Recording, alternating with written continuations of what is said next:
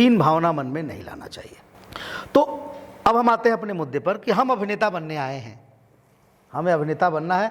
अभिनेता ही नहीं, हमको स्टार भी बनना है, टेलीविज़न भी करना है, थिएटर भी करना है। तो इसके लिए ना आपको एक एग्जांपल दे रहा हूं। आपने द्रौपदी को जानते हैं आप सब? उनका चीरहरण करता हुआ फोटो देखा है कभी आपने? दुशासन जब उनकी साड़ी खींच रहा है तो द्रौपदी के दोनों हाथ कहाँ थे? हाथ जोड़े हुए, ठीक है। लेकिन वो पहले शुरुआती प्रक्रिया में नहीं था, अंत में था। अंत में कब? उसके पहले वो अपने गुरु पांचों पतियों के पास गई, भागना दौड़ना शुरू किया, कृपाचार्य, फिर अपने गुरु द्रोणाचार्य, भीष्म पितामह, सबके पास गई। वो सारे लोगों ने नज़र नीचे कर लिया, किसी ने उनका सहयोग नहीं किया। फिर वो अपने लेवल पे दोनों हाथ से साड़ी खींचना शुरू किया। तब भी जब उन्होंने लगा अब वो हार जाएंगी तो एक हाथ से साड़ी खींचना शुरू किया और एक हाथ से माधव माधव माधव माधव कहना शुरू किया। तो माधव आए, उन्होंने कहा कि तुम खुद ही स्ट्रगल कर रही हो और मुझे भी बुला रही हो। तो उन्होंने कहा कि मैं कब तक खुद स्ट्रगल करूँगी, अब आप ही सहारा दे सकते हैं। जब उन्होंने अपना 100% दिया, पूर्ण समर्पण दिया, कोई विकल्प नहीं बचा, अब एक ही विकल्प है, वो है तो सारी निकलना शुरू किया। तो आप अपनी लाइफ से पहले सारे विकल्प निकाल दीजिए। नहीं अभिनेता बना तो पान की दुकान कर लूँगा, 4 साल देखता हूँ, 5 साल देखता हूँ, 3 साल देखता हूँ, यहाँ से नहीं निकला तो मैं कुछ और कर लूँगा, ये कर लूँगा। ऐसा आपके दिमाग में अगर चल रहा है तो 100% आप कामयाब नहीं होंगे। आप आए हैं, आप अभिनेता हैं नहीं, आप बन चुके हैं। अब जितनी मेहनत कर सकते हैं अपना पूर्ण समर्पण दीजिए, तब आपके रास्ते खुलेंगे बाबा, नहीं तो रास्ते खुल नहीं सकते हैं। आप इसको आजमा के देख लीजिए। पूर्ण समर्पण, जब आपके पास कोई रास्ता नहीं होता। हम मुंबई जब आए थे 1996 में, 1996 में सर आए थे, और किससे मिलूँगा, कहाँ जाऊँगा, मुझे कुछ पता नहीं। एक हिम्मत, एक जज्बा मुझे लेकर आई थी। इलाहाबाद विश्वविद्यालय से पढ़ने के बाद नेशनल स्कूल ऑफ ड्रामा में गया एडमिशन लेने, वहाँ वर्कशॉप से छांट दिया मुझे। मैंने पूछा मुझे क्यों निकाला गया? बोले तुम बोलते बहुत हो, ऐसा कह के मुझे निकाला गया। और सही कहते थे वो। कभी कभी बहुत ज़्यादा बोलना भी नुकसानदायक होता है, नहीं बोलना चाहिए, सुनना ज़्यादा चाहिए। यहाँ आने के बाद मेरे पास कोई विकल्प नहीं था, कुछ नहीं, मुझे एक्टर बनना है। एक परिचय था, हमारे गाँव के मित्र थे पिताजी के, उन्हीं घर आया, वहाँ से जर्नी शुरू किया। पृथ्वी थिएटर गया, फिर क्या क्या किया, काम तमाम करते गए, लेकिन लक्ष्य एक ही था कि मुझे एक्टर बनना है। जब आप किसी आपने फिल्म देखा है ओम शांति ओम, वो सीक्रेट की ही लाइन डाला है उसने, जब किसी चीज़ को आप शिद्दत से चाहते हैं तो आप बस, आपके चाहने वाली बात है। आप सोच लीजिए, खाली आप यहाँ तक भी पहुँचे होंगे तो जज्बा लेकर आए होंगे, सोचोगे या आपने घर से चलने से पहले थोड़ी सोचा होगा कि आपको सर मिल जाएंगे, योगेश सर मिल जाएंगे।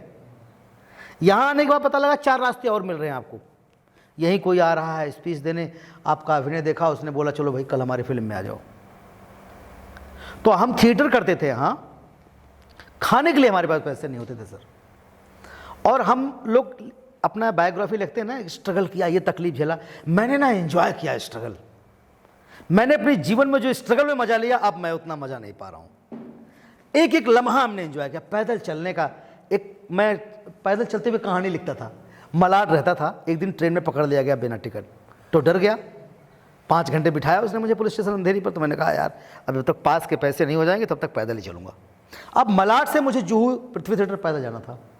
मैंने हाईवे पकड़ा, अम्बोली, वो उधर क्या बोलते हैं, जय कोच है जो, जय कोच से उस पार जा करके फिर निकल जाता अम्बोली होते हुए अंधेरी, वहाँ पृथ्वी थिएटर। तो मैं पैदल जा रहा हूँ, तो मैं एक प्ले लिखा अंतर्नाद, तो उसमें बाप बेटी का कन्वर्सेशन चल रहा है और मैं उसको फील करके रोते हुए डायलॉग बोलता जा रहा हूँ। तभी एक बाइक क्रॉस हुई, उसने देखा मैं रो रहा हूँ, बाइक रोक दिया उसने। हाँ, वो बोला कि क्या हुआ बेटा? कुछ नहीं। अब ये कैसे कहूँ कि मैं नाटक लिख रहा हूँ? बोलता कुछ तकलीफ हुई, भूख लगी बेटा, कुछ बात है? मैंने कहा नहीं, ऐसे घर वालों की याद आ गई। कहाँ के हो? अब बताना शुरू किया। अब जितने मैं जवाब दूँ उसमें एक न एक सवाल निकल आता था। फिर उसने बोला कि अच्छा कहाँ जा रहे हो? मैंने कहा मैं वहाँ जा रहा हूँ जय कोच। अच्छा आओ बैठो बैठो। बाइक पे बिठाया, ले गया, छोड़ा। वहाँ उसने मुझे बिस्किट खिलाई, चाय पिलाया। जब चला गया तो फिर मुझे अपने ऊपर जो हंसी आया, साला क्या जीवन है यार ये कि लोग देख के हंस रहे हैं। सोच वो पल मैंने एंजॉय किया। हमने पहला प्ले रखा, हमारे पास एक पैसा नहीं है। हमने ऐसी टीम बनाई 20-25 लड़कों का।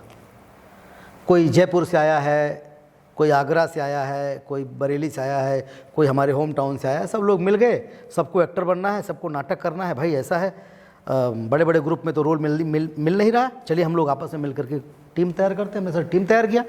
उसमें कुछ बड़े बाप के बेटे थे, कुछ पैसा घर से लाते थे, मिलजुल करके अब खाना पीना शुरू कर दिए सब। इसके बाद नाटक करने गए। अभी कुछ पता नहीं है कि थिएटर का चार्ज क्या होता है। हॉल बुक करके आ गए। अब हॉल वाले ने कहा कि स्क्रिप्ट कहाँ है? साहब ये स्क्रिप्ट है। सेंसर कहाँ है इसका? तब ये पता चला कि इसका सेंसर भी होता है। तो सेंसर कौन कराएगा? तो अब देखिए, आवश्यकता आविष्कार की जननी होती है। अब आपको लोग मिलते गए, आप बारे में पता लगाते गए।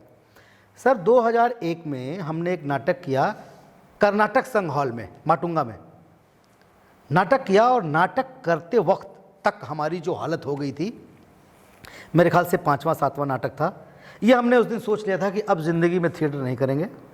अगर काम मिला तो ठीक है, नहीं तो नमस्कार। मतलब उस हाइट पर हमारी पीड़ा और वेदना पहुंच गई थी। अब पैसे नहीं रह गए थे। वो नाटक शुरू हुआ। मैंने अपने लड़कों से कहा कि आज जी जान लगा दो। तो हम जब शुरू किए नाटक 7:30 बजे हमने तैयारी की तो देखा ऑडियंस 10 बैठी हुई है खाली।